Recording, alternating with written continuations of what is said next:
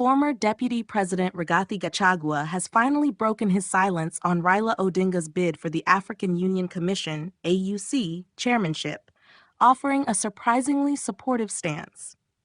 Given the political history between the two, his remarks have sparked significant debate. Despite having been politically sidelined after allies of Raila Odinga and President William Ruto worked together to impeach him, Gachagua has largely remained quiet on the matter, until now. Meanwhile, Ruto has been openly campaigning for Raila's candidacy, emphasizing Kenya's need to secure such a high-profile continental position. Taking to social media, Gachagua declared, "Kenya's finest, Raila Odinga, is undoubtedly the best bet for the African Union Commission chairmanship. Africa deserves the best. There is no doubt about Raila's worldview and championship for African people." He went further, highlighting Raila's ability to unite Africa's Anglophone and Francophone regions, calling him the right leader to shape the continent's future. He concluded by stating, "Raila Odinga's win will be good and progressive for Africa.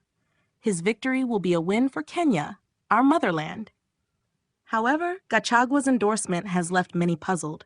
Political analysts had speculated that he would prefer Raila to lose, forcing him to remain active in Kenyan politics and potentially leading the opposition against President Ruto.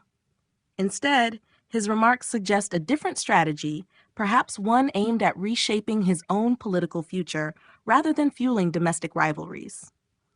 With Gachagua reportedly in the process of launching a new political party and forging alliances with key opposition figures, his support for Raila could be a calculated move. By endorsing Odinga, he distances himself from an outright anti-Ruto stance while keeping his options open for a political comeback. Whether this is a genuine show of Pan-African unity or a strategic play for his next move in Kenya's political chess game remains to be seen.